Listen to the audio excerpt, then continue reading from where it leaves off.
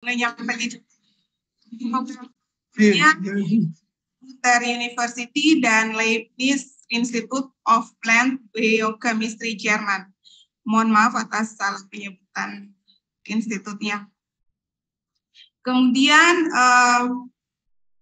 narasumber kita ini juga memulai perjalanan karirnya itu dari menjadi seorang asisten laboratorium di program studi pendidikan biologi dari tahun 2012 sampai 2013 dan sempat juga menjadi dosen non PNS dari tahun 2016 sampai 2017 di program studi kita dan menjadi peneliti pada Leibniz Institute of Plant Biochemistry pada tahun 2021 sampai 2022 dan saat ini 2022 ini di bulan Mei beliau menjalani penelitian postdoktoral di Anhalt University of Applied Science Jerman. Kemudian bidang-bidang penelitian yang digeluti oleh narasumber kita adalah metabolomi, mikrobiologi, ekologi, diversifikasi produk, eksplorasi hasil alam khususnya untuk kelautan, sumber daya obat, dan kultur sel serta narasumber kita akan menyampaikan materi dengan judul eksplorasi metabolisme. Waktu pemaparan untuk Ibu Ayu adalah selama 1 jam dan tanya jawab selama 10 sampai 20 menit. Selama proses tanya jawab ini, para peserta dapat mengetik pertanyaan pada kolom chat ataupun melakukan raise hand untuk bisa melakukan jawabannya secara langsung dan harus. Baik, Ibu Ayu sudah standby? Sudah siap? Sudah, Ibu. Oke. Kalau begitu, saya persilakan untuk menyampaikan materi. Oke, terima kasih, Bu Itin. Mohon maaf, kayaknya video saya ada bermasalah, makanya saya tidak bisa on videonya, tapi saya mohon izin share screen-nya ya. Sudah jadi co-host kan? Ya. Oke.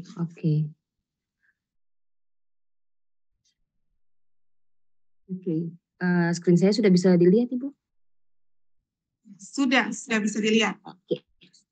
Iya, terima kasih. Oke. Selamat siang Bapak Ibu, saudara-saudara peserta seminar di saat ini. Pertama-tama saya mengucapkan terima kasih kepada Bapak Ibu panitia dari pendidikan biologi yang sudah mengundang saya untuk berbagi sedikit tentang materi di saat ini. Dan saya harap Bapak Ibu masih on untuk bisa mengikuti seminar di siang hari ini. Oke. Di saat ini saya akan memberikan materi tentang eksplorasi metabolit sekunder karang lunak dengan pendekatan metabolomik, yakni menggunakan NMR atau nuclear magnetic resonance dan juga LC-MS based metabolomik. Ya, sebelum saya masuk lebih dalam, mungkin banyak dari kita sudah tahu bahwa permukaan dari bumi kita itu adalah air atau perairan, yakni air laut maupun air tawar. Nah, untuk air laut sendiri, dia memiliki potensi yang sangat besar, yakni banyak sekali biota laut termasuk ikan, kemudian ada juga tumbuhan seperti rumput laut, lamun, bahkan sampai mikroalga, dan juga invertebrata yang meliputi sendiri. Dia memiliki potensi yang ditemukan untuk karang di perairan di bumi kita. Nah, untuk distribusi karang sendiri, selain diversitasnya yang tinggi, yakni karang kasar, karang keras itu sekitar 1000 spesies dan karang lunak sekitar 1300 spesies, distribusinya juga sangat luas di seluruh perairan bumi kita. Salah satunya yang paling tinggi itu daerah ini yang Bapak Ibu bisa lihat warna merah gelap yang tadi itu disebut dengan Coral Triangle. Jadi Coral Triangle itu daerah dengan berbentuk segitiga. Nah, itu mencangkup 6 negara. Salah satunya adalah Indonesia, terkhususnya untuk Maluku itu sendiri. Jadi daerah ini lebih dari 70% karang di bumi ditemukan daerah sini, dan untuk Indonesia terkhususnya dan otomatis Maluku termasuk dalamnya di sini terdapat lebih dari 700 spesies dari karang ditemukan di tempat ini, sehingga disebut sebagai mega biodiversity coral in the world. Nah, untuk karang itu sendiri bukan saja distribusinya yang luas dan sebagainya, tapi saya ingin mengatakan bahwa karang itu merupakan bagian yang penting dari perairan atau perairan pesisir, karena dia mampu untuk menjaga perairan pesisir dari degradasi dan erosi. Jadi kalau yang belum tahu, karang itu dia invertebrata, dia termasuk pada filum Colelenterata. Nah, karang dia juga merupakan rumah bagi organisme yang lain seperti ikan, alga, moluska, dan juga Colelenterata. Nah, selain fungsi ekologisnya, karang juga memiliki kemampuan untuk memproduksi senyawa metabolit sekunder yang sangat berpotensi, misalnya terpen, steroid, alkaloid, dan juga fatty acid atau asam lemak. Nah, untuk orang-orang yang bekerja di natural product atau eksplorasi tentang senyawa alam, mereka untuk mengetahui struktur dan juga aktivitas dari senyawa-senyawa ini, mereka harus butuh proses isolasi karena senyawa-senyawa ini mereka punya aktivitas sebagai antibakteri, anti kanker, dan sebagainya. Nah, akan tetapi proses isolasi dari senyawa metabolit sekunder ini membutuhkan waktu yang lama. Biasanya itu kalau isolasi minimal 3 tahun, 3 sampai tahun itu dibutuhkan untuk mengisolasi kira-kira kalau secara paralel bisa sampai 30 senyawa atau ya 30 sampai 50 senyawa, dan kalau yang terbarukan ya paling 5 atau 6 untuk terbarukan. Bahkan tidak sama sekali, apalagi kalau senyawa yang sudah biasa di analisis atau di discover.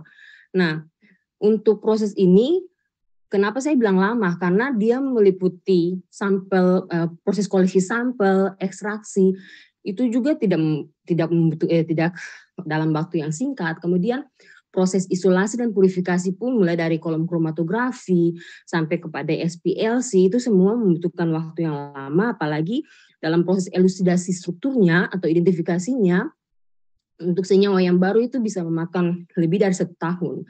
Jadi itu yang saya bilang kenapa untuk proses isolasi itu dia membutuhkan setidaknya 3 tahun. Jadi 3 sampai 5 tahun bisa kita lihat bahwa proses isolasi ini bisa berlanjut pada waktu tersebut. Nah, dan itu termasuk waktu yang lama. Contohnya kalau kita melakukan penelitian, oke, dana sudah habis dan kita tidak bisa melanjutkan sampai ke elusidasi senyawa. Oleh karena itu, sekarang muncul teknologi yang lumayan baru, yakni omics teknologi atau omics tadi, diantaranya itu metabolomics. Nah, metabolomics spesialnya di sini dia tidak sama dengan genomik, transkriptomik, dan proteomik, karena kita langsung melihat apa yang terjadi pada organisme. Misalnya kalau genomik, kita bilang apa yang mungkin terjadi dalam gennya. Tapi kalau metabolomik, langsung lihat apa yang terjadi pada organisme itu sendiri, karena biasanya metabolit sekunder itu dia berperan sebagai senjata bagi organisme. Contohnya di sini saya ambil contoh sebagai dari karang. Karang adalah organisme polip yang dia hanya menetap di dasar laut dan otomatis dia tidak bisa berpindah. Jadi dalam kondisi stres, dia harus memproduksi senyawa bioaktif yang mampu menjaga dirinya sendiri. Nah, kadang ketika karang dia mengalami stres, dia akan memproduksi senyawa metabolit sekunder untuk memproteksi dirinya. Nah, senyawa secondary metabolit ini yang diproduksi oleh karang, kita bisa deteksi dengan menggunakan pendekatan metabolomik. Seperti itu. Untuk metabolomik sendiri dikenal dengan metode kuantifikasi. Jadi kita bisa lihat konsentrasi senyawa metabolit sekunder di organisme seperti apa, dan juga metabolomik karena datasetnya banyak, data yang dianalisis itu biasanya lebih dari 100.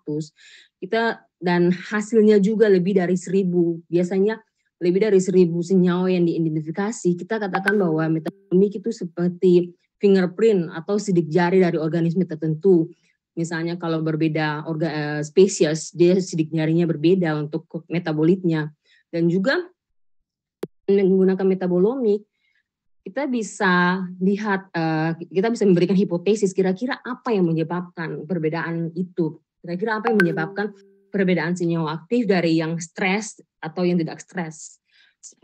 Jadi ini juga sangat bermanfaat seperti apa pertanyaan kita nantinya untuk penelitian kita melihat perbedaan dari spesies, kita melihat dari perbedaan stres dan tidak stres atau perbedaan-perbedaan yang lain pada suatu organisme. Akan tetapi untuk proses metabolomik ini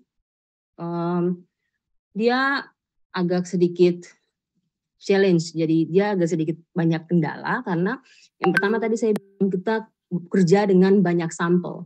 Jadi kalau sampel biasanya lebih dari 100 dan karena besarnya data set, biasanya itu membutuhkan waktu yang lama untuk proses analisis datanya.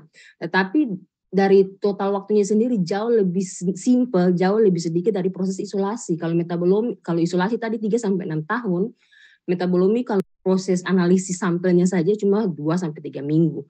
Yang waktunya lama minimal 6 bulan itu untuk proses analisis datanya.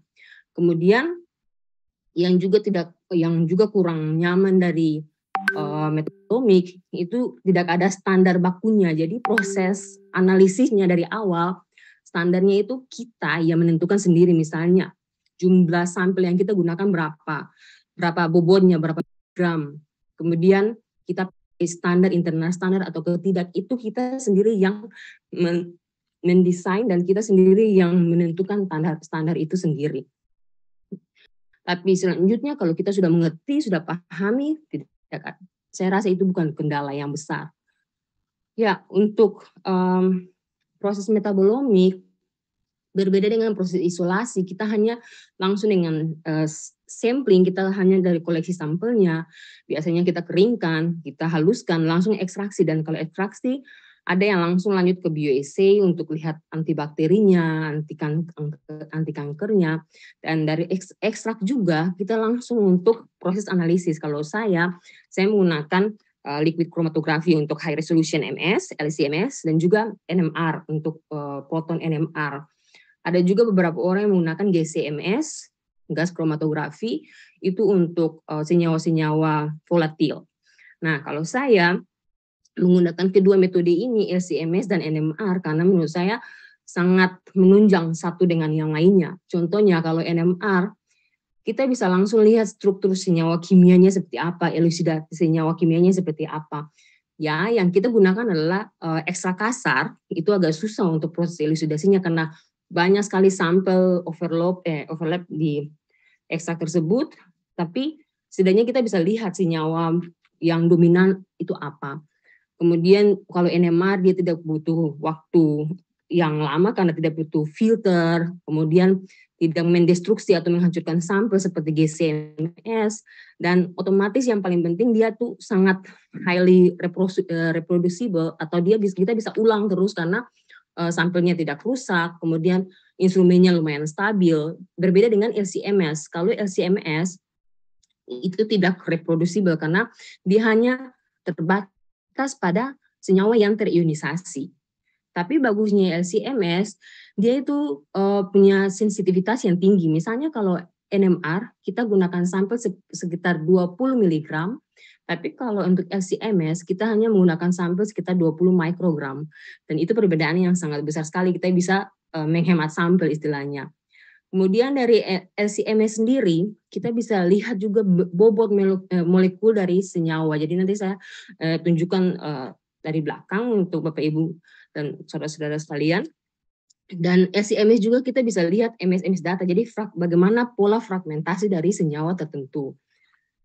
Nah, metabolomik ini dia agak mirip dengan statistik, belum lanjut ke statistik, tapi data analisis, kemudian raw data dan sebagainya itu prosesnya kayak semi bioinformatik. Jadi kita menggunakan banyak program di sini. Untuk datanya, untuk analisis datanya lumayan berbeda karena data kasar dari NMR kita harus ada baseline correction, kita harus memotong daerah untuk pelarutnya supaya tidak bias, bahkan normalisasi dan lanjut pada multivariate data analisis, misalnya prinsip komponen analisis.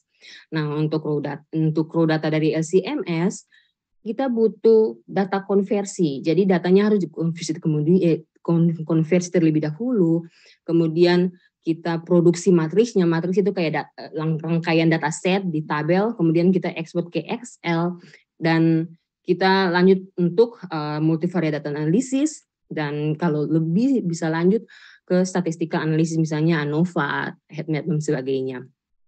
Nah, tidak sampai hanya di situ, tapi untuk metabolomi kita harus menganotasi atau kita harus mengidentifikasi senyawa apa, supaya bukan hanya kita bisa lihat kode-kodenya, tapi kita juga bisa lihat outputnya seperti apa, senyawa apa yang menyebabkan perbedaan, senyawa apa yang terekspresi misalnya. Dan itu kita lihat dari peak, karakteristik peak, misalnya di NMR ada peak yang di area aromatik, yang 6 ring untuk senyawa kimia, kemudian ada juga peak yang untuk bagian olefinik, untuk CH3, CH2, CA, untuk CH group, ada juga untuk daerah fatty acid bisa dilihat dengan jelas di NMR. Kalau untuk LC-MS, kita lihat dari pola fragmentasinya. Misalnya senyawa terpenoid, pola fragmentasinya seperti apa, beta lipid, dia kehilangan nitrogen dan sebagainya, itu dari pola fragmentasi menggunakan MS-MS itu. Dan dasar dari semuanya untuk metabolomik itu adalah literatur dan database, terutama database. Ya memang database banyak yang tidak open source, banyak yang tidak gratis, tapi setidaknya literatur kita bisa baca untuk referensi dari senyawa-senyawa tertentu. Nah, ini software yang kita gunakan untuk metabolomik. Karena semi bioinformatik, jadi banyak sekali software yang kita gunakan. Kalau saya misalnya, kalau LC-MS, saya gunakan MS Dial, kemudian Metabo Analyst, dan juga R. Kalau NMR, saya gunakan MNOVA, Bruker, dan R juga Metabo Analyst. Ya, untuk metabolomik itu seperti yang saya bilang tadi, bahwa itu seperti sidik jari atau fingerprint dari organisme tertentu. Jadi kalau metabolomik ini kita biasanya gunakan untuk data yang banyak, misalnya sampel lebih dari 100. Kalau cuma sampel 3 atau 4, saya rasa tidak perlu menggunakan metabolomik, karena dengan secara visual saja kita bisa lihat dari spektrumnya, kromatogramnya, kita bisa lihat ada perbedaan. Tapi kalau sampel yang banyak, lebih dari 100, kita menggunakan metabolomik. Jadi kita harus tahu kenapa kita menggunakan metode pendekatan metabolomik. Kemudian apa yang menjadi pertanyaan kita? Apa yang menjadi permasalahan kita? Kalau kita melihat, yang menjadi permasalahan saya melihat perbedaan antara spesies A, B, dan C. Atau saya melihat yang tadi seperti saya bilang, yang satu organisme dia ada stres, yang satunya dia tidak ada stres, apa perbedaannya di komposisi kimianya. Nah, dari situ sedikit penjelasan tentang metabolomik. Sekarang saya lanjut untuk penelitian saya waktu S3 saya. Jadi yang menjadi pertanyaan besar saya itu, saya melihat tentang karang dulu, karang lunak khususnya. Nah, kita tahu bahwa karang sekarang banyak ancaman adalah kerusakan karang. Jadi kerusakan karang itu banyak mungkin yang lihat di TV atau lihat secara langsung, kalau itu merupakan organisme yang sangat colorful, jadi penuh dengan warna seperti ini. Akan tetapi sekarang banyak karang yang sudah mengalami kerusakan, bahkan diperkirakan sampai 90% karang bahkan akan punah dalam beberapa dekade, karena banyak hal, misalnya perubahan iklim, terlalu panas, tingkat karbon dioksida yang tinggi, ada juga dari aktivitas manusia itu sendiri seperti aktivitas pertanian, industri, bahkan kalau manusia banyak yang ke pantai pakai sunblock misalnya, kita tidak sadar bahwa sunblock itu dia sangat berbahaya buat karang itu, dan juga oral patogen seperti bakteri, virus, dan semuanya itu kalau bergabung jadi satu bisa menyebabkan kematian karang. Seperti yang kita lihat di gambar ini, banyak karang mengalami pemutihan, bahkan kematian karang. Dan itu tidaklah bagus ya, karena karang itu dia bersimbiosis dengan alga atau uniseluler algae yang tinggal dalam jaringan karang itu. Jadi kedua organisme ini, karang dan juga alga endosimbion, mereka memiliki interaksi atau simbiosis mutualisme. Jadi karang memberikan tempat untuk alga hidup, Dan alga dari proses fotosintesisnya dia memberikan nutrisi buat karang supaya karang bisa membangun rangkanya, kemudian memproduksi juga senyawa metabolit sekunder. Akan tetapi kalau stres yang tadi saya bilang sebelumnya itu datang atau terjadi, maka karang akan melepaskan alga dari tubuhnya, dan alga juga akan keluar dari tubuh karang dan ke perairan. Dan kalau itu terjadi secara berkelanjutan lama, maka karang akan mengalami kematian dan akan ditumbuhi oleh alga-alga multiseluler yang lainnya. Dan proses ini, keadaan ini itu dinamakan sebagai pemutihan karang atau coral bleaching. Nah, coral bleaching bukan hanya mempengaruhi interaksi antara karang dengan alga, tapi dia juga bisa mempengaruhi komposisi metabolit sekunder dari karang itu sendiri. Nah, bagaimana efek dari stres pada karang dan terhadap metabolit sekunder dari karang itu sendiri ya? Nah, itu yang menjadi pertanyaan besar saya. Oleh karena itu, kita melakukan penelitian terhadap 3 jenis karang lunak, yakni Sarcophyton glaucum, Lobophytum crassum, dan Sine umbellata. Mereka adalah bagian dari Octocoralia, dan untuk Sarcophyton glaucum sendiri dan Lobophytum crassum itu termasuk dalam famili Alcinoideae, sedangkan Sine umbellata dia masuk dalam famili Cnidae. Jadi mereka berbeda secara genetik untuk tingkat familinya. Nah, kalau berbeda dalam tingkat famili, saya lanjut untuk proses stresnya sendiri. Selain perbedaan di 3 organisme, saya juga menggunakan perbedaan stres, menggunakan senyawa kimia tertentu, misalnya glifosat dan simasin bagian dari pestisida dan herbisida, kemudian oksibenson dan oktinosat merupakan senyawa yang banyak terdapat pada sunblocker, dan saya juga gunakan copper sulfate, dimethyl sebagai plasticizer, kemudian juga mikroplastik dan koral patogen namanya Vibrio campbelli. Nah, yang tadi saya sebutkan bahwa perbedaan dari genetik atau famili dari 3 spesies yang saya gunakan, saya mau lihat juga kalau mereka berbeda secara genetik atau secara di famili mereka, apakah mereka juga berbeda untuk karakteristik kimia atau komposisi metabolit sekunder di dalamnya. Saya juga melihat efek dari stresor-stresor yang tadi terhadap ketiga organisme ini, dan nanti jika ada waktu saya akan juga tunjukkan sedikit proses isolasi dari metabolit sekunder untuk Sine umbellata, supaya tidak hanya bilang bahwa proses isolasi seperti apa, tapi saya bisa tunjukkan sedikit kalau memang masih ada waktu nantinya. Nah, untuk proses stress treatment sendiri untuk karang, jadi karang yang saya gunakan saya tumbuhkan dalam 3 bulan untuk masing-masing individunya. Setelah 3 bulan saya masukkan karang tersebut dalam Erlenmeyer yang sudah ada air lautnya, dan di air lautnya itu saya sudah masukkan masing-masing senyawa kimia yang tadi saya stressor yang tadi saya bilang sebelumnya. Jadi glifosat saya masukkan ke Erlenmeyer, kemudian di Erlenmeyer yang lainnya simasin, dan itu semuanya berbeda Erlenmeyer satu dengan yang lainnya. Nah, untuk setiap hari saya ganti airnya supaya tidak ada bias seperti evaporasi air yang membuat karang tambah stres, dan air yang saya kumpulkan setiap hari saya centrifuge, dan saya hitung jumlah zooxanthella selnya, karena jumlah zooxanthella sel yang ada di air laut itu juga menentukan seberapa stres karang itu sendiri. Dan setiap harinya juga saya mengobservasi morfologinya untuk lihat apakah stres pada karang juga bisa terlihat dari morfologinya atau tidak. Nah, setelah 5 hari stress treatment, saya bunuh koralnya, kemudian saya keringkan dan sampelnya diekstraksi dan dilanjutkan untuk proses analisis NMR dan LC-MS. Pertama, untuk melihat perbedaan komposisi kimia dari Sarcophyton glaucum, Lobophytum crassum, dan Sine umbellata, saya tidak langsung ke NMR dan LC-MS. Saya mulai dengan yang simpel dulu, yakni menggunakan kromatografi lapis tipis. Jadi ekstraknya saya taruh di kromatografi lapis tipis, kemudian dielusi dengan pelarut, dan saya lihat di sini bahwa kita bisa langsung lihat ya, untuk setelah di-spray dengan menggunakan vanilin, ternyata komposisi kimia di Xenia umbellata sangat berbeda dari Sarcophytum glaucum dan Lobophytum crassum. Jadi terlihat jelas bahwa mereka bukan hanya berbeda dari genetiknya saja, tapi juga secara komposisi kimia mereka berbeda, yakni komposisi kimia di Xenia umbellata jauh lebih banyak atau lebih beragam daripada yang di Sarcophytum glaucum dan Lobophytum crassum.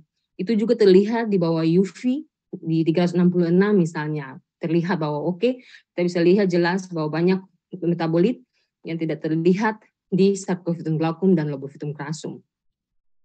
Untuk lebih lanjut, untuk LC-MS kita Bapak Ibu bisa lihat sendiri juga bahwa senyawa yang menjadi yang dominan di Sarcophytum dan Lobophytum dia berbeda dengan senyawa yang dominan di Xenia umbellata. Ya, untuk Sarcophytum dan Lobophytum juga terlihat beberapa perbedaan, misalnya intensitas senyawa tertentu, tapi itu tetap dalam pola atau profil yang sama dan sangat berbeda dengan Xenia umbellata. Itu juga dilihat dari NMR kromatogramnya. Jadi untuk NMR yang tadi saya jelaskan bahwa NMR kita bisa lihat daerah aromatiknya di daerah mana, misalnya 5 sampai 7 ppm. Kemudian daerah oliviniknya, fatty acid juga bisa lihat di sini, atau asam lemaknya bisa lihat daerah sekitar 1 sampai 1,5. Dan untuk Xenia umbellata juga sangat terlihat jelas di daerah aromatiknya bahwa mereka memiliki komponen yang jauh berbeda dari kedua organisme atau kedua karang yang lainnya. Nah, untuk lebih lanjut kita lanjut ke multivariat data analisis atau metabolomiknya. Terlihat jelas bahwa Xenia umbellata dia terpisah daripada kedua karang lainnya di PC1. Jadi untuk prinsipal komponen analisis ini kita lihat dari score plotnya, sangat jelas terlihat. Dan kalau kita mau lihat detailnya, kita bisa lihat di loading plotnya di gambar yang bagian kanan ini. Loading plot itu ada peak-peaknya, peak-peak senyawa yang dari NMR tadi atau LC-MS, kita bisa lihat peak-peak ini dia termasuk dalam senyawa apa. Dan untuk seluruhnya itu sekitar 3.000 sampai 5.000 senyawa terdeteksi, tapi saya fokus untuk ke daerah sini saja. Dan saya mau kasih informasi sekarang hanya untuk senyawa yang saya sudah pastikan itu apa. Jadi terdapat kira-kira 17 senyawa yang berpengaruh untuk pemisahan Xenia umbellata, yakni diterpen, kemudian asam lemak, lipid, fosfolipid, dan juga steroid. Jadi senyawa-senyawa ini misalnya asam lemak, dia terdeteksi di Xenia umbellata lebih tinggi daripada di Sarcophytum glaucum dan Lobophytum crassum.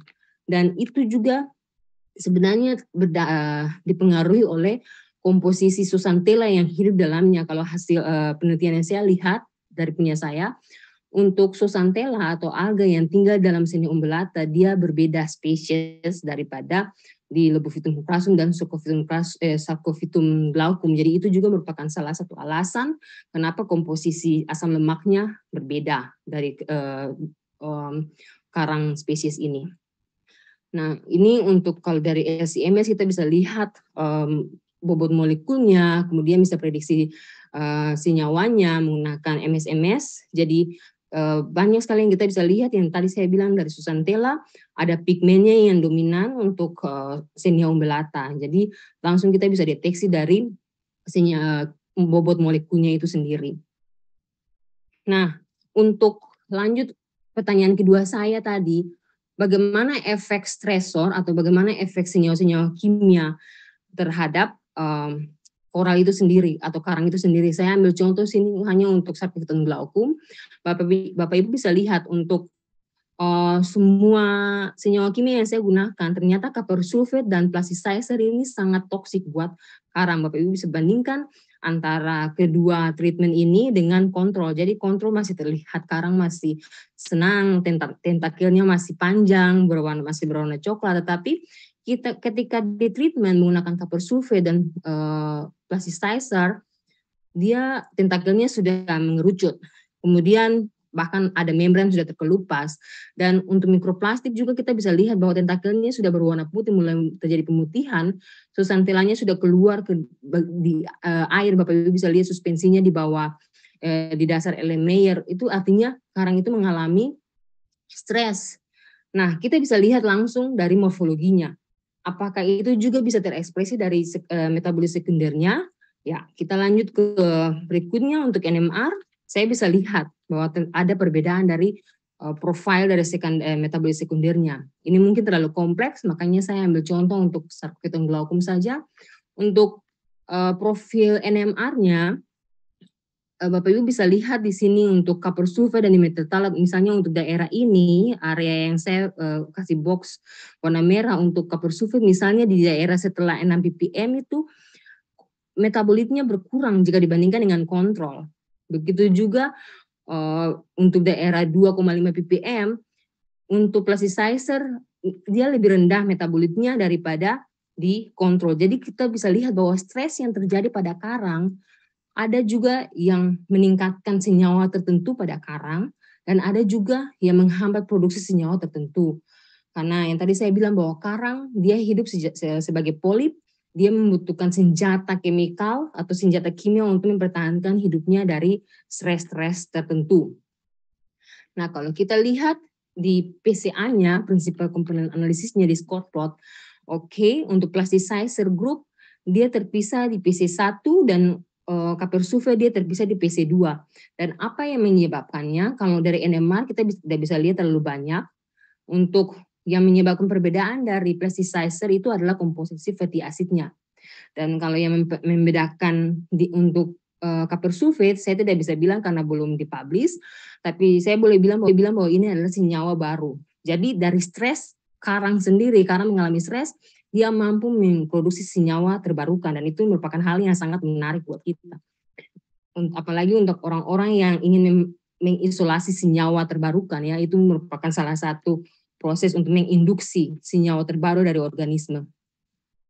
Nah, ini yang tadi saya bilang bahwa asam lemak lebih tinggi di sampel yang treated dengan plasticizer, sedangkan yang lainnya tergolong rendah atau normal.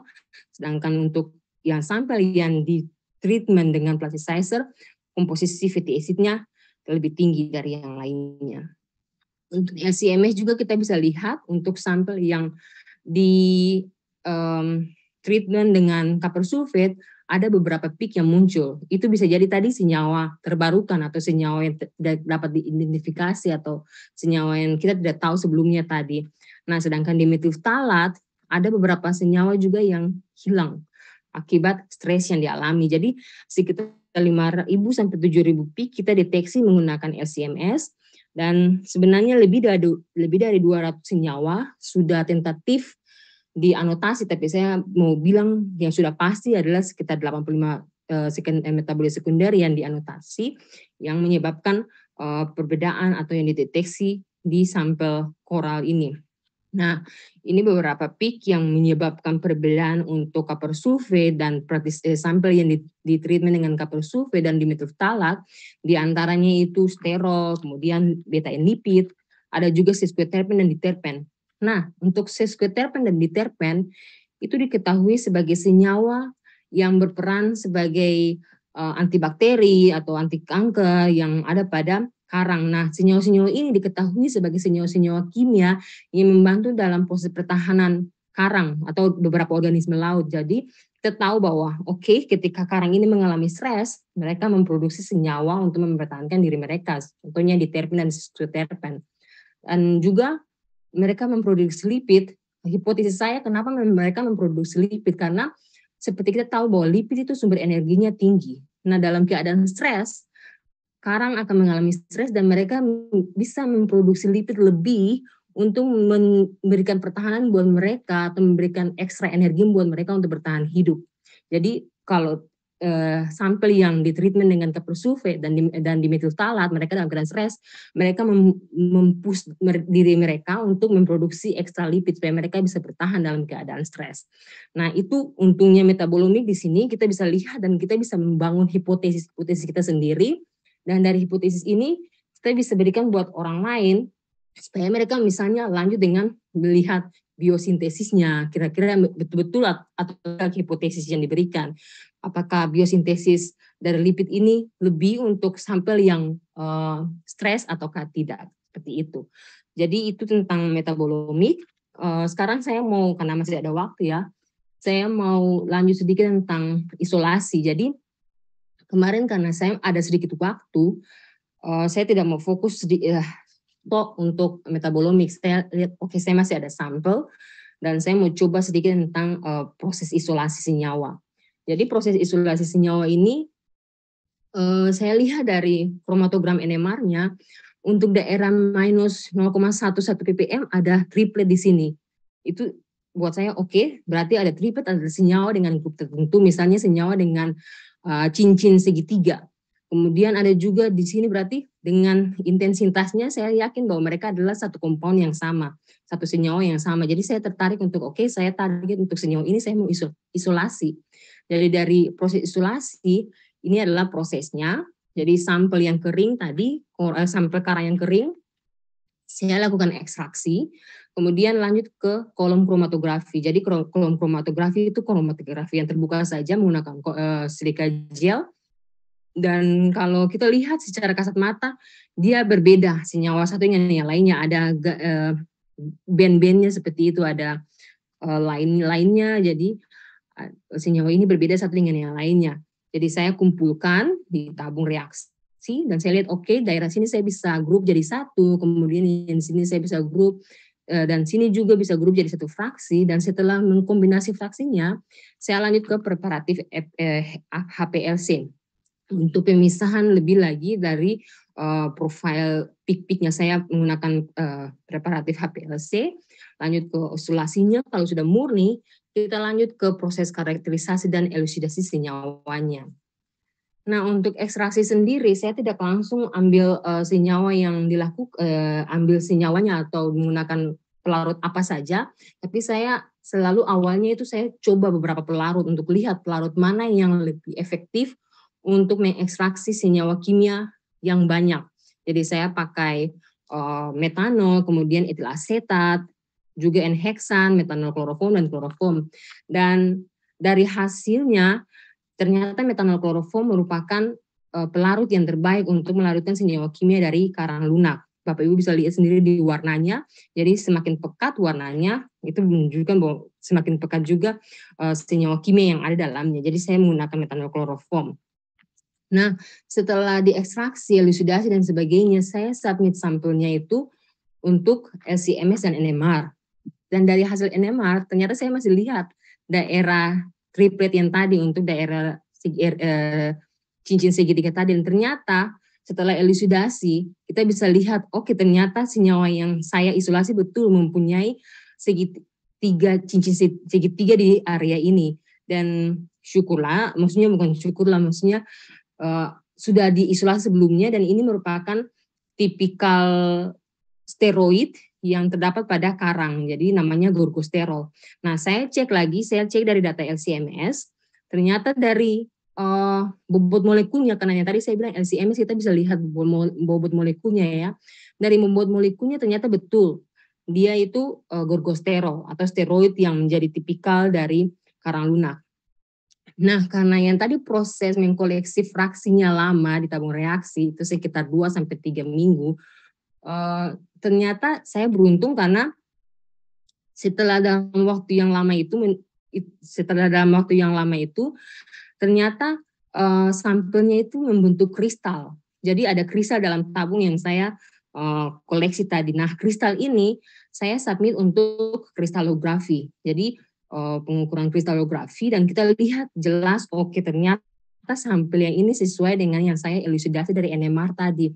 Dia memiliki cincin segitiga. Jadi itu betul-betul gorgosterol, dan ini juga merupakan data pertama untuk kristalografi dari senyawa ini, makanya kita langsung submit ke data center untuk Cambridge Crystallographic Data Center.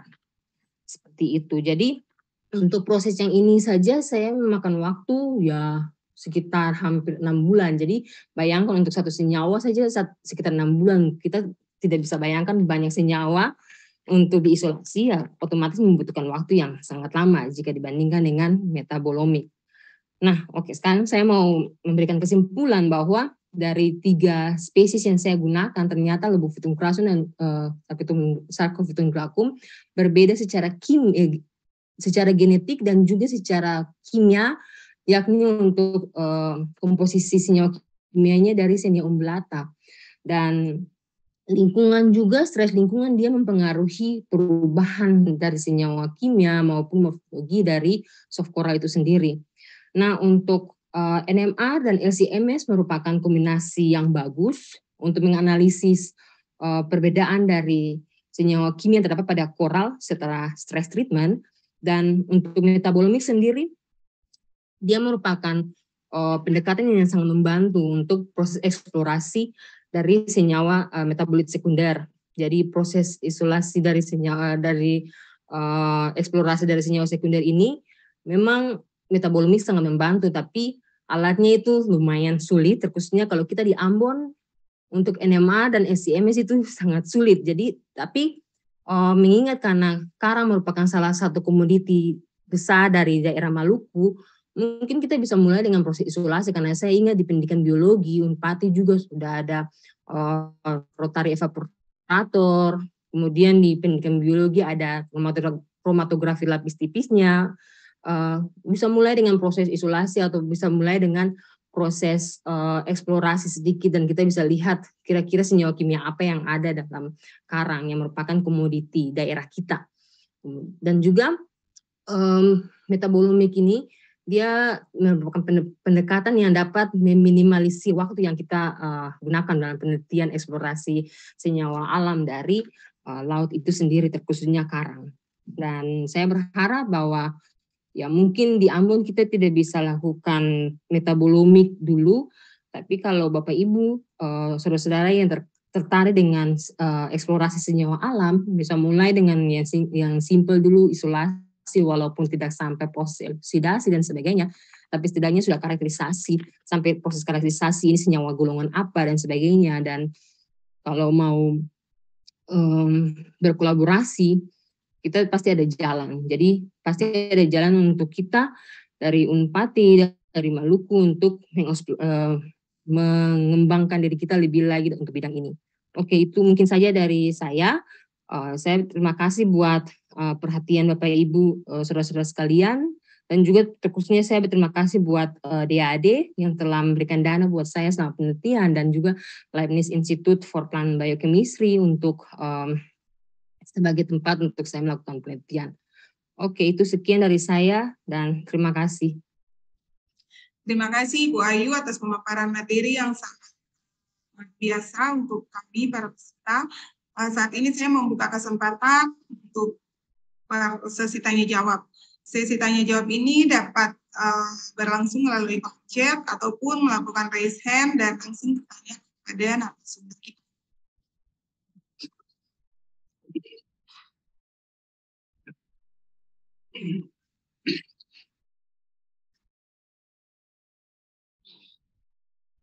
Baik, ada yang mau memberikan pertanyaan? Saya, Ibu. Ya, untuk Yosina Pika Urima, saya persilakan. Ya, selamat siang para dosen dan teman-teman sekalian. Terima kasih atas waktu dan kesempatan yang diberikan. Di sini saya mempunyai beberapa pertanyaan untuk Ibu. Yang pertama ini, Ibu, bagaimana kita dapat melakukan penelitian ini jika kita tahu bahwa karang ini adalah salah satu zoologi invertebrata yang butuh puluhan tahun untuk dia bertumbuh. Apakah jika kita melakukan penelitian ini tidak merusak habitat dan populasi karang yang ada, contohnya di Maluku. Kita tahu kan sekarang di Maluku bahwa sudah ada pembudayaan karang. Tadi Ibu juga sudah sempat menyebutkan bahwa manfaatkan karang itu tadi kan untuk ada banyak sekali ya manfaat karang, Ibu. Nah, untuk pertanyaan yang berikut, bagaimana Ibu cara pengambilan sampelnya itu bagaimana Ibu? Apakah karang ini kalau kita ambil, apakah dia tidak mati? Apakah dia mempunyai sifat yang sensitif atau tidak, Ibu? Kemudian pertanyaan yang terakhir, untuk pengambilan karang sendiri ini umur yang pas itu Ibu untuk melakukan penelitian ini, berapa umur karang yang dapat kita gunakan untuk melakukan penelitian ini, Ibu? Ya, mungkin itu saja pertanyaan dari saya. Terima kasih. Oke, saya bisa langsung jawab, Bu Iti? Iya, langsung aja itu. Terima kasih untuk pertanyaannya, Ina. Jadi itu pertanyaan yang kritikal untuk penelitian saya sebenarnya. Nah, tapi yang kita gunakan karang ini karang itu dia merupakan organisme yang bisa fragmentasi ya. Jadi kita tidak ambil langsung organismenya semua karang dan kita bunuh karangnya, tapi kita bisa memotong karangnya. Jadi karena organisme ini mampu melakukan fragmentasi, kita hanya potong sebagian kecil karangnya, kemudian kita tumbuhkan karangnya di lab, di akuarium dalam kondisi tertentu yang sama dengan lingkungannya. Jadi kalau kondisi saya, kebetulan waktu itu saya punya kendala untuk mengambil sampel langsung dari Indonesia.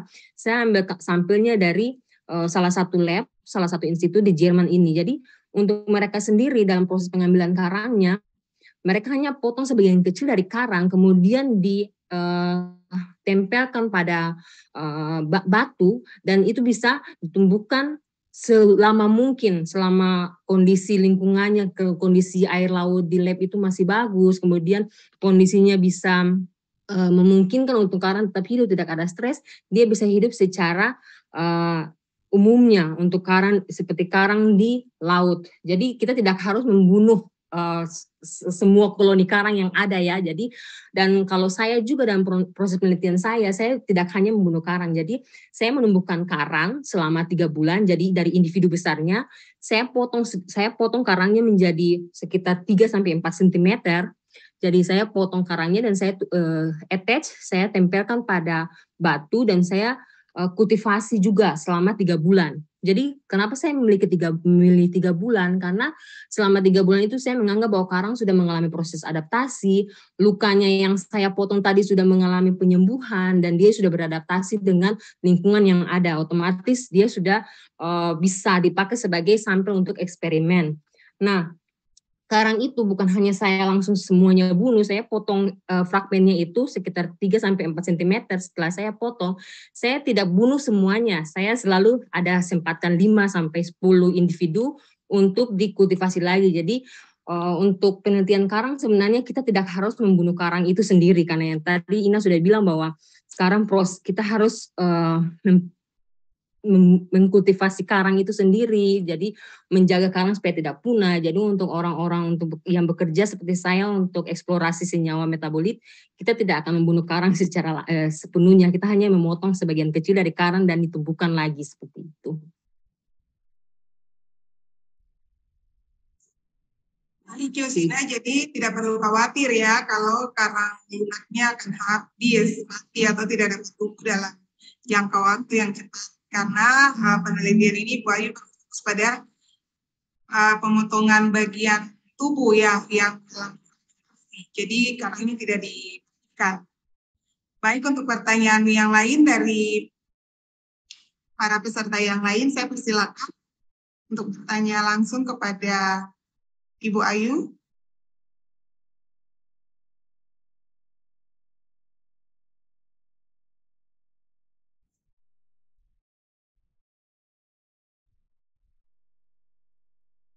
Ada pertanyaan lanjutan atau pertanyaan yang lain? Karena waktu kita masih sangat banyak. Karena pembicara kedua tadi Prof. Hasan memang sedang fokus. Ada pertanyaan dari saya, Ibu Itin. Ya, baik, silakan. Iya, terima kasih Ayu yang Ibu rindukan. Kalau kita semua sudah lama tidak jumpa dengan Ayu, dan memang di chattingnya ibu-ibu yang Ibu mintakan adalah wajah Ayu dimunculkan, karena begitu lama kita tidak melihat wajahnya Ayu. Mohon maaf, lihat Ayu saya punya gangguan di tidak apa-apa Ayu, sorry, itu saja tidak apa. Kalau memang tidak bisa ya tidak bisa dipaksakan ya Ayu ya. Iya, cuma karena ingin rindu melihat wajah Ayu karena cuma lihat di Facebook terus. Oke. Jadi kadang waktu kita bertatap muka seperti ini, kalau Ayu bisa Ayu bisa menampilkan wajah, lebih bersyukur lagi.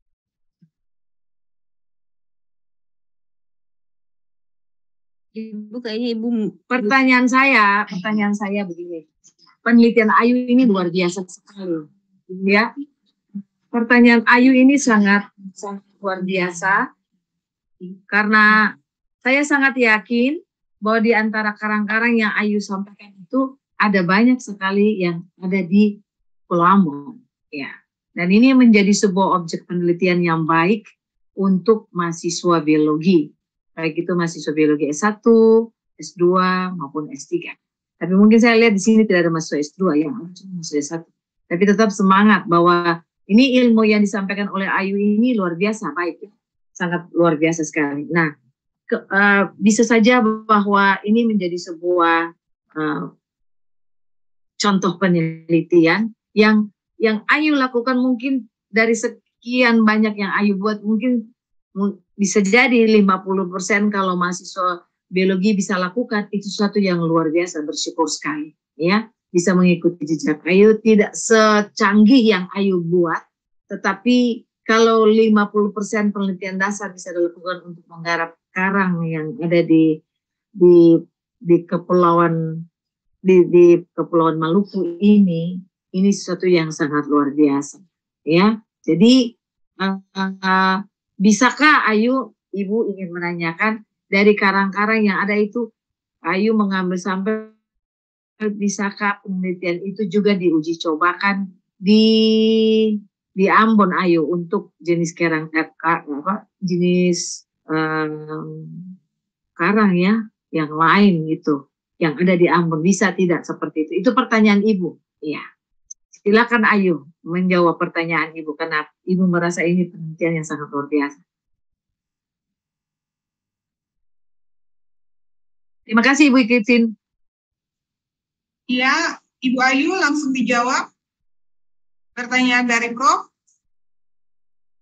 Ibu, ini Ayu sudah muncul di salah satu pakai device yang lain ini, Ibu. Tapi tidak dengar suara.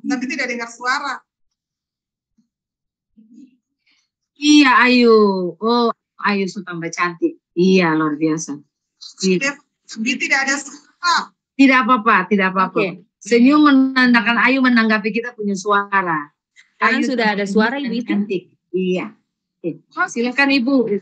Yang lain, jadi salah satu definisinya sudah suara. Luar biasa. Iya Ibu, jadi tapi Ayu cantik dan gemuk. Nah, silakan Ayu. Iya. Silakan Ayu. Jadi akan kita dua device satu. Aja saling melengkapi. Iya. Siap. Jadi untuk terima kasih Bu Prof untuk pertanyaannya. Jadi ya saya juga sudah sangat rindu Ibu Prof dan Bapak Ibu semuanya. Jadi memang betul. Jadi karang-karang yang tadi saya pakai untuk ketiga karang lunak ini banyak ditemukan juga di perairan Ambon sudah pastinya. Dan untuk penelitian ini mungkin seperti tadi Ibu Prof bilang bahwa untuk penelitian menggunakan kedua instrumen ini seperti NMA dan LC-MS, saya sudah tadi bilang bahwa itu agak susah di Ambon sendiri karena kita tidak punya instrumennya, dan juga bahkan di Indonesia instrumennya cuma terbatas. Yang saya tahu NMR sudah ada di ITB, tidak tahu GM mungkin juga sudah ada, tapi sangat terbatas ya, tidak bisa untuk mengukur sampel dalam jumlah yang banyak. Tapi untuk di Ambon sendiri, yang tadi saya sudah bilang kalau memang kita tidak bisa mulai dengan metabolomik, setidaknya kita bisa mulai dengan proses isolasi yang simpel saja. Jadi kita tetap bisa lakukan itu Ibu. Jadi saya ingat di pendidikan biologi kita punya rotary evaporator, kita bisa ekstraksi di fakultas kimia, di fakultas MIPA untuk kimia misalnya di Pak Anes. Kita bisa ekstraksi sampelnya di sana, kita bisa melakukan penelitian. Waktu itu juga kita di lab kita juga di pendidikan biologi ada kromatografi lapis tipisnya. Setidaknya sampai tahap itu kita sudah bisa lakukan penelitian, kita bisa eksplorasi sedikit untuk tahu senyawa apa saja yang ada pada karang yang kita punya, bukan hanya dari ketiga spesies yang kita punya yang saya lakukan penelitian tadi, tapi untuk spesies-spesies yang lainnya, terkhususnya karang keras. Banyak juga di Ambon, sangat banyak karang keras. Nah, penelitian ini masih tetap bisa kita lakukan di pendidikan biologi atau di Unpati pada umumnya. Jadi ya, karena Maluku sendiri, Ambon terkhususnya merupakan bagian dari Coral Triangle yang tadi saya tunjukkan, itu menunjukkan bahwa kita punya keanekaragaman karang yang sangat tinggi. Nah, dengan keanekaragaman ini kita tidak hanya bisa lihat dari sisi ekologisnya, atau kita tidak hanya berdiam diri untuk lihat oke, kita punya karang yang banyak, tapi kita bisa mengeksplorasi senyawa metabolit sekunder juga, walaupun tidak secanggih atau detail seperti metabolomik yang saya lakukan, tapi setidaknya yang tadi saya bilang, kita punya sedikit sumber daya, sedikit alat yang ada, kita bisa gunakan itu. Jadi bagi teman-teman mahasiswa mungkin bisa start. Kita tidak harus membunuh karang ya, seperti yang tadi Ina pikirkan mungkin kita membunuh karang, tapi kita bisa ambil sedikit, kita bisa ambil sebagian kecil dari karang itu sendiri, dan kita bisa melakukan ekstraksi dan eksplorasi dari senyawa kimianya atau metabolit sekundernya. Dan juga di lab kita bisa tes antibakteri misalnya, dan itu bisa dari ekstrak kasar pun kita bisa langsung lihat aktivitas antibakteri dari karang itu sendiri untuk sebagai senyawa yang berpotensi sebagai antibakteri. Oke, itu mungkin dari saya, Ibu.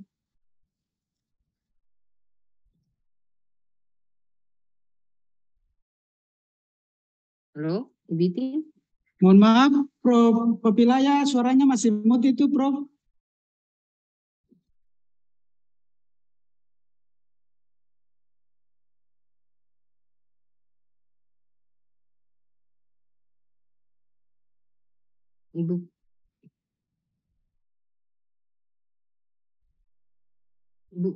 Ibu maaf, suaranya masih mute.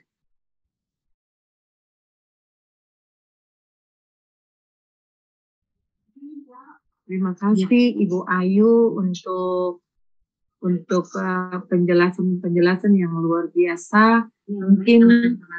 Mungkin ada nanti pikiran-pikiran yang praktis, penelitian yang praktis terhadap apa yang Ibu Ayu lakukan, dan itu bisa menjadi bahan garapan untuk anak-anak kita di level S1 maupun di level S2. Saya mengharapkan ada sebuah komunikasi untuk memberikan informasi supaya dari seminar ini dapat menjadi motivasi untuk anak-anak kita bisa banyak bergaul dengan laut dan Maluku. Ya, Ayu dari Ambon, dari Maluku, kita 80% Maluku ini punya potensi sumber daya alam yang luar biasa. Nah, kalau kita bisa mengangkat hal-hal seperti itu yang disampaikan oleh Ibu Ayu, itu luar biasa. Terima kasih Ibu Ayu ya untuk kesediaan Ibu Ayu. Luar biasa hari ini menyampaikan informasi menurut saya sangat luar biasa. Terima kasih. Ya. Iya. Dan saya juga berharap ya kedepannya dari pendidikan biologi ada juga yang tertarik untuk penelitian ini ya. Mari kita berkolaborasi. Jadi saya ada di sini ya kita bisa melakukan penelitian yang lebih dalam seperti itu. Iya. Berkolaborasi, berdiskusi dan yang lainnya. Iya. Baik, terima kasih Bu Prof dan Ibu Ayu. Saya ingin menyapa Pak Dekan kita terlebih dahulu. Selamat datang Pak Dekan. Selamat siang, Bu Ayu. Selamat siang Pak Dekan. Selamat siang Pak. Aduh, saya sudah lama tidak lihat Ibu Ayu ya. Jadi saya sapa. Di Jerman jam berapa Bu Ayu? Ayu? Sekarang masih hampir jam 5 Pak, kurang 5 menit, jam 5 subuh. Ya bagus. Ya mungkin kalau boleh kita kolaborasi ya. World class Bu Ayu. Kalau boleh kita buka. Siap Pak. Mungkin ya gunakan daring ini. Ya rencana sebenarnya saya sebenarnya. Iya, Oktobernya itu ke Jerman itu, cuma mungkin Pak WR1 nanti Ibu Ayu ketemu dengan Pak WR1. Iya, sayangnya Bapak tidak bisa ikut ya Pak. Iya. Itu kegiatannya itu di Lombok itu. Jadi nantilah pasti saya kesana lagi Bu Ayu ya. Mudah-mudahan. Tapi kami berharap nanti Bu Ayu dan teman-teman di sana Jerman kita kolaborasi lah. Mungkin ada riset, kita kolaborasi riset, mungkin bersama-sama dan teman-teman dari biologi lah. Ibu Ayu biologi, ada juga Ibu Rita itu dari bahasa Jerman ya. Iya Pak. Tanggal 27 sudah diinisiasi, sudah direncanakan. Tanggal 27 itu salah satu dosen juga yang dari Hongaria itu datang ke sini Bu Ayu. Mudah-mudahan kita bisa berkolaborasi sama-sama. Bu Ayu bantu kita ya, FKIP. Siap Pak. Alumni toh. KIP. Iya siap Pak, sudah direncanakan, sebenarnya sudah direncanakan nanti mau bicara dengan profesor di sini supaya Prof Edi bisa datang kunjungan, jadi langsung bisa lihat lab dan apapun yang bisa kita lakukan di sini kita bisa upayakan itu Pak. Oke, ada ya. Ya sepanggil Nona lagi ya, Nyonya ya. Ya, salam sehat. Ibu Ayu ya. Ya, Yap. sukses selalu ya. Ya, terima kasih sudah boleh ya sama-sama dengan teman-teman di biologi sudah menyampaikan materi di seminar nasional ini. Tadi saya sapa Ibu Ayu, tapi Ibu Ayu belum masuk. Iya Pak, soalnya tadi baru bangun jam 3 subuh, makanya baru masuk tadi jam 3 subuh. Iya, terima kasih ya. Iya, mohon maaf. Iya, Pak, terima soalnya kasih panitia Pak. jauhnya jam 8 jadi ya. Terima kasih Bu Ayu. Salam sehat. Iya, salam sehat juga buat Pak, Ibu dan semuanya.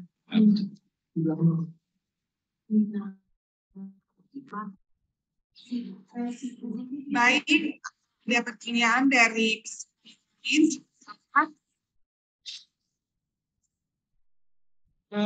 Ibu moderator, ini ada pertanyaan dari YouTube. Mungkin saya izin boleh bacakan? Iya, ketua bisa kerjakannya. Ya, ini dari Nina Warbal. Ibu Ayu masih dengarkan? Iya Pak, masih. Ya. Dia bertanya tentang kenapa sunblock sangat berbahaya bagi karang dan apakah dampak sunblock juga dapat berpengaruh terhadap biota laut lainnya yang ada di sekitar karang tersebut. Silakan Ibu Ayu.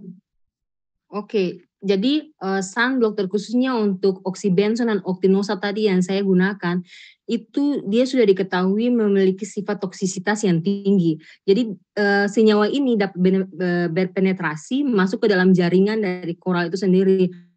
Nah, untuk sistemnya itu sendiri agak panjang, saya tidak jelaskan, tapi intinya setelah beberapa penelitian menunjukkan bahwa senyawa ini dia efek sitotoksisnya tinggi terhadap karang, jadi dia bisa membunuh sel karang itu sendiri, kemudian dia bisa melisiskan sel-sel karang itu sendiri, dan bukan hanya karang, organisme lainnya juga, terkhususnya organisme yang polip atau hidup pada suatu tempat seperti karang, spons dan sebagainya, itu sangat berbahaya dari senyawa-senyawa ini. Jadi kalau saya jadi sampai sekarang saya berpikir kalau saya mau pergi ke pantai pun saya mencoba untuk tidak menggunakan sunblock karena saya pikir oke, senyawa ini kalau saya pakai di tubuh saya berenang itu akan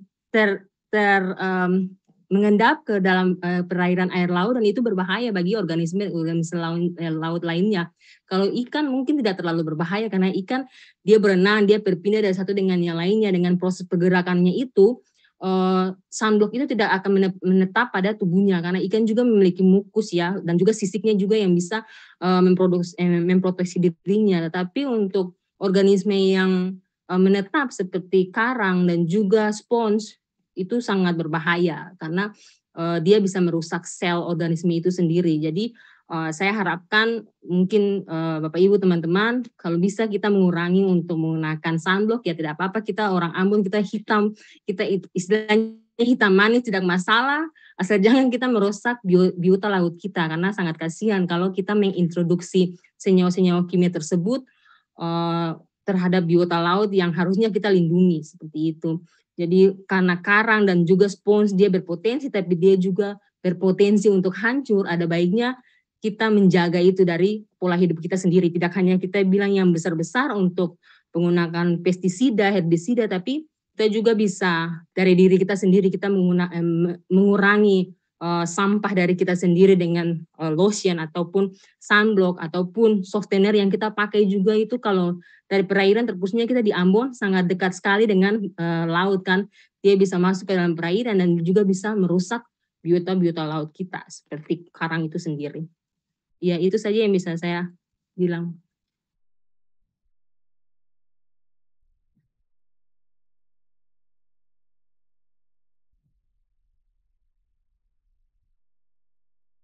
Ada pertanyaan lagi?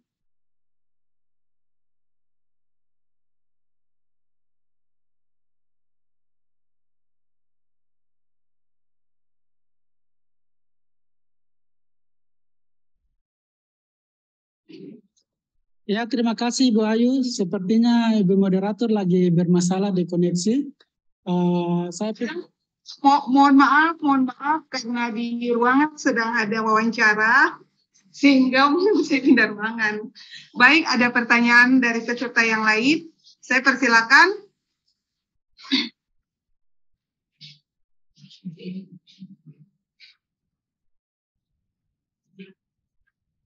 Apa ada pertanyaan dari Ibu Dr. Sinai?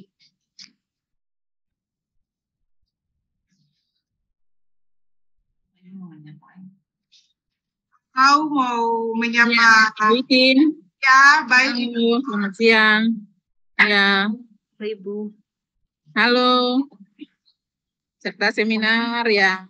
Bahagia, Mercy, Selamat. pembicara, Hormat Ibu. Ibu Ayu dari Jerman. Selamat siang. Selamat siang dari Ambon. Apa kabar? Ibu. Ya, Tuhan sehat ya. Iya Ibu, sehat. Iya baik. Saya tertarik dengan apa yang disampaikan oleh Ibu Ayu tadi, banyak sekali dijelaskan.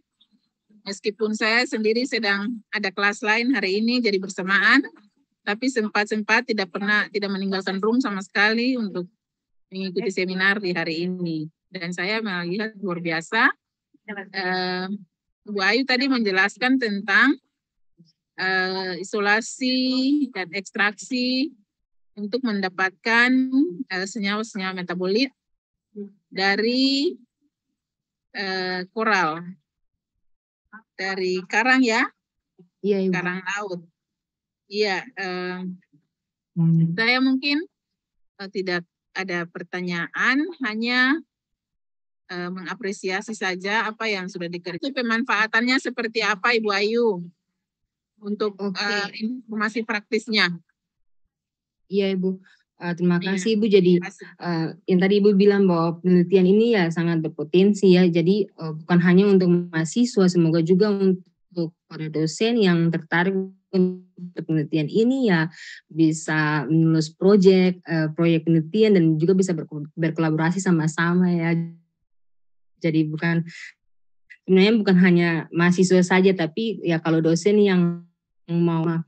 Nah untuk profil metabolit yang tadi saya bagikan itu hanya terkhususnya untuk senyawa metabolit sekunder. Jadi tadi steroid, alkaloid, ada juga untuk diterpen. Jadi semuanya itu merupakan senyawa metabolit sekunder. Nah, saya sebenarnya tidak terlalu tertarik dengan senyawa metabolit primer seperti karbohidrat, lemak dan sebagainya. Karena ya saya ingin melihat banyak senyawa yang aktif itu, senyawa bioaktif itu hanya banyaknya dari senyawa metabolit sekunder. Nah, untuk penelitian saya sendiri, maaf tadi saya tidak tunjukkan semuanya.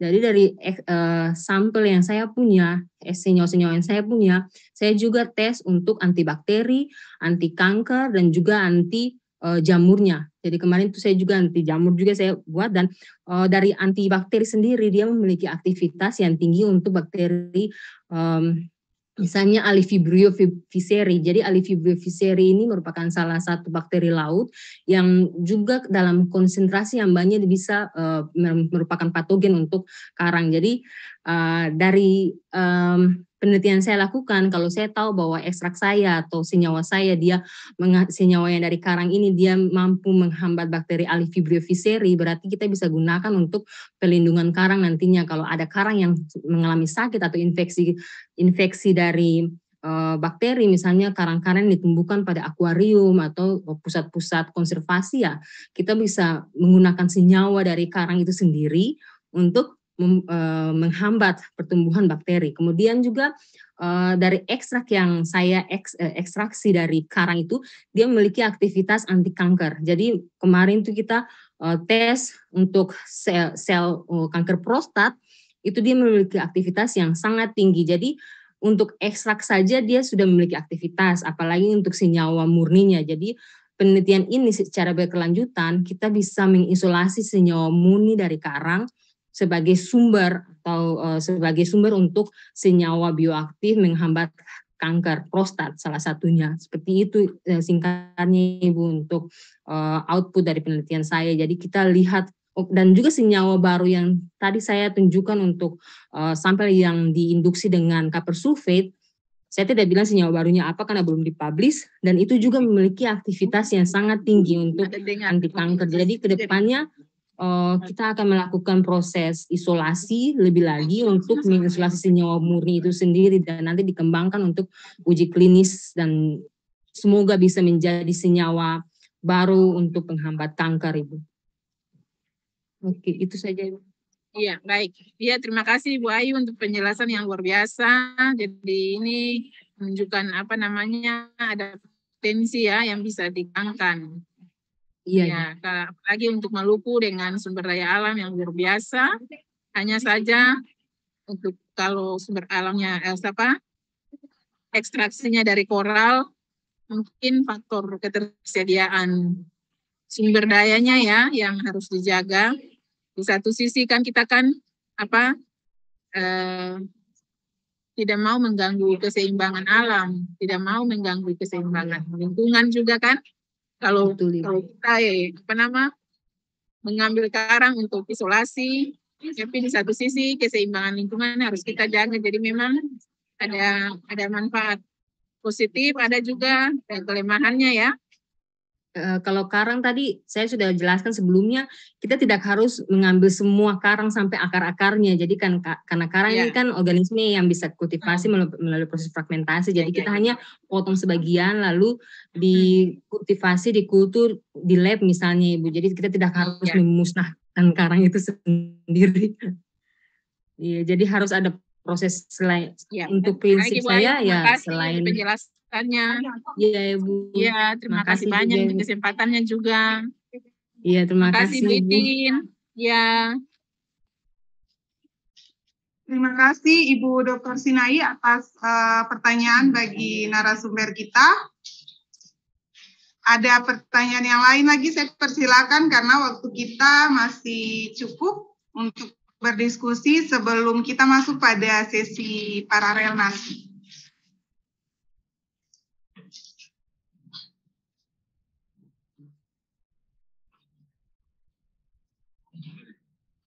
Baik, Ibu Ayu, kalau tidak ada pertanyaan, saya ingin bertanya juga dan mungkin bisa berdiskusi.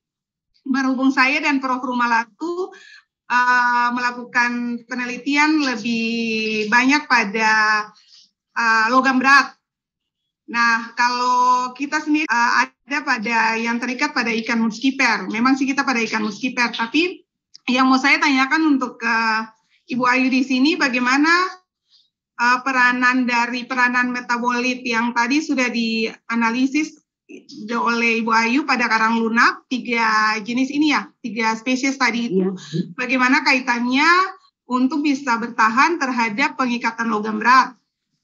Iya. Ada manfaat juga untuk mungkin karang lunaknya tuh lebih survive dengan metabolit yang dimiliki oleh karang lunak itu terhadap efek dari logam berat. Iya, sebenarnya terima kasih untuk pertanyaannya, Biti. Sebenarnya ada batas toleransi dari organisme tertentu untuk kontaminasi dari logam berat. Kalau saya untuk penelitian saya ini, saya tidak langsung pakai logam beratnya, tapi saya pakai copper sulfate. Itu merupakan garam yang juga terkoneksi dengan logam berat, yaitu copper.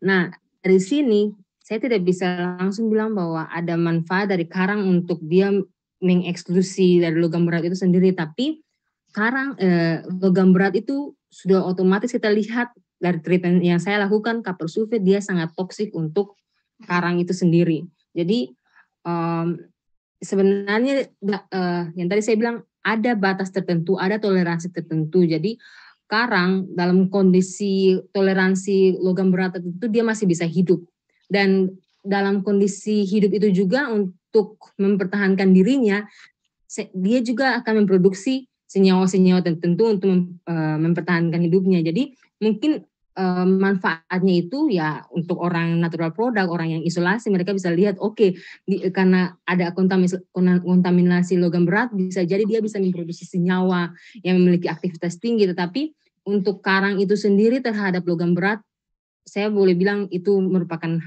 senyawa toksik untuk karang sendiri. Yang saya lihat dari penelitian saya sendiri bahwa copper sulfate yang tadi saya tunjukkan gambarnya, setelah beberapa hari, sekitar 3 hari untuk proses stress treatment, karang sudah tidak bisa hidup lagi dengan baik, tentakelnya sudah mengerut, kemudian bahkan membran luarnya sudah mulai mengelupas, dan dia sudah betul-betul diambang kematian. Jadi ya otomatis logam berat itu sangat berbahaya buat karang, bukan hanya buat karang, tapi ya untuk organisme yang lain seperti ikan juga itu, dan bahkan manusia. Logam berat itu apabila terakumulasi dengan terlalu banyak ya itu sangat berbahaya buat semua organisme begitu. Tapi keuntungannya ya untuk orang natural podal seperti saya tadi, saya bisa bilang setelah diinduksi dengan copper sulfate dia mampu memproduksi senyawa baru dan juga memiliki aktivitas yang tinggi untuk anti kanker yang tadi saya sudah tes. Iya, terima kasih Bu Ayu karena Ibu Christine masih ada pertanyaan dari Ibu. Oh iya, silakan. Terima kasih Ibu Christine, Ibu Ayu yang cantik, yang namanya juga Su Ayu. Ibu ingin tanya sedikit lagi terkait dengan tadi Ibu menyinggung soal persampahan Ibu ya, yang mengganggu coral reef ini untuk dia bertumbuh. Ingin dapatkan informasi dari Ibu, kira-kira persampahan yang ada di laut pertumbuhan coral reef Ibu, saya ingin minta informasi dari Ibu. Kira-kira selain logam berat yang disampaikan oleh Ibu Christine tadi, kiranya Ibu bisa memberikan informasi kepada kami, kira-kira selain logam berat, kira-kira sampah apa lagi yang bisa mengganggu pertumbuhan coral reef. Terima kasih Ibu. Iya Ibu, terima kasih untuk pertanyaannya Ibu. Jadi yang tadi logam berat, kemudian dari penelitian saya juga kita menguji untuk mikroplastik dan plasticizer. Jadi plastik itu sangat berbahaya untuk karang. Jadi plastik ketika dia sudah mengalami degradasi menjadi plasticizer, tadi yang hal yang kedua yang saya tunjukkan, mungkin saya bisa share lagi untuk gambarnya Ibu. Jadi kebetulan saya foto gambarnya.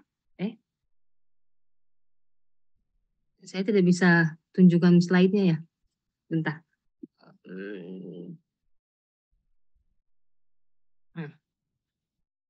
Iya, ini gambar karangnya. Jadi ini saya uji ada mikroplastik sendiri, ada plasticizer. Jadi itu semua derivatif dari plastik itu sendiri Ibu. Jadi untuk copper sulfate yang tadi logam berat, kalau kita lihat di kontrolnya sendiri, karang itu masih sangat sehat, tentakelnya masih panjang, berwarna coklat dan sebagainya. Tapi ketika di treatment dengan copper sulfate, tentakelnya sudah mengerucut, sudah mengerut, dan bahkan di sini kita bisa lihat ada membran yang terkelupas dari copper sulfate. Dan untuk plasticizer sendiri, Ibu, dari plastik-plastik yang kita sampah-sampah plastik yang kita buang ke laut, dia juga sangat toksik buat karang. Ini sampai sudah mau mati gitu. Jadi tentakelnya bahkan sudah berubah warna seperti ke arah hijau, dan juga polip dari karangnya tidak bisa berdiri dengan tegak lagi Ibu, dan sudah seperti sudah mati, hampir mati ini karangnya dengan diinduksi dengan plasticizer. Nah untuk mikroplastik sendiri, jadi sampah plastik yang kita buang ke laut dalam waktu yang lama dia akan terdegradasi menjadi mikroplastik. Jadi mikroplastik ini dia berukuran sangat kecil dan bisa masuk ke pori-pori dari karang itu sendiri. Ketika dia masuk ke pori-pori karang, dia akan menyumbat pori-pori karang, dan karang tidak bisa mendapatkan nutrisi atau tidak bisa melakukan proses regulasi tubuhnya dengan baik, dan bahkan simbionnya, alga yang hidup dalam karang itu dia akan keluar dari karang. Seperti ini kita lihat yang di treatment dengan mikroplastik, tentakelnya sudah mengalami pemutihan, dan di luarnya itu di bagian dasar Erlenmeyer kita lihat banyak sekali bintik-bintik coklat, itu adalah sel alganya, sel zooxanthella yang sudah keluar dari karang itu sendiri. Dan kalau terjadi berkelanjutan, maka akan terjadi proses pemutihan karang dan kematian karang. Jadi proses mereka mempengaruhi karang itu berbeda. Kalau plasticizer dan copper sulfate, mereka langsung membunuh karang, tapi kalau mikroplastik dia masuk ke pori-pori karang secara perlahan, dia merusak dan juga pada akhirnya dia bisa membunuh karang dengan proses pemutihan itu sendiri Ibu. Jadi yang kita gunakan selain logam berat, plastik itu juga sangat berbahaya. Ya, plastik, softener itu semua sangat berbahaya untuk biota laut kita seperti karang, spons dan juga ikan-ikan juga sangat berbahaya Ibu. Siap Ibu, siap. Terima kasih Bu Ayu, terima kasih. Baik, terima kasih Prof atas pertanyaan kedua bagi Ibu Ayu. Saya rasa sudah cukup berdiskusi kita dengan Ibu Ayu. Terima kasih Ibu Ayu atas waktu dan kesempatan yang diberikan pada kita panitia. Dan terima kasih juga sudah membagi ilmu untuk para peserta yang hadir dalam kegiatan hari ini. Oleh karena itu, saya kembalikan kepada MC karena Bapak Ibu dan para peserta kita masih ada satu sesi lagi, sesi paralel dengan narasumber yang lain atau pembekal yang lain. Terima kasih Bu Ayu. Ya, saya juga mohon izin keluar. Dan terima kasih buat Bapak Ibu yang telah hadir dalam seminar ini, dan juga terima kasih buat Bapak Ibu di Pendidikan Biologi yang sudah mengundang saya di hari ini. Senang sekali berbagi dengan Bapak Ibu semuanya dan teman-teman mahasiswa, dan semoga kedepannya kita bisa ada kolaborasi atau ada proyek bersama untuk mengembangkan komoditas atau biota laut kita di Ambon. Jadi mohon maaf saya tidak bisa ikut sampai selesai, saya mohon izin keluar. Ibu, sampai jumpa lagi, sampai ketemu. Ada Ibu Kaprodi mau memberikan salam atau mau menyapa Ibu Ayu terlebih dahulu, Ibu? Ibu masih mute, Ibu.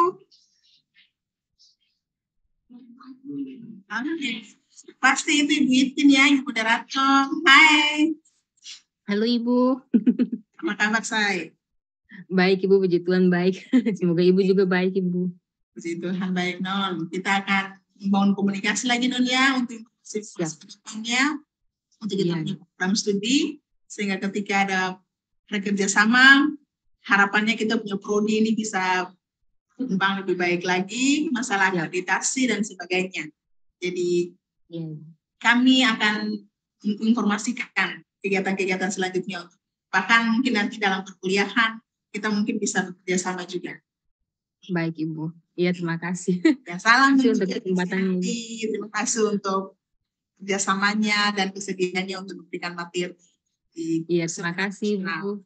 Ya. Iya, saya mohon izin keluar dan semoga Ibu semuanya, para dosen di Pendidikan Biologi, kemudian para mahasiswa juga sukses selalu dan sehat selalu, dan ya. Amin.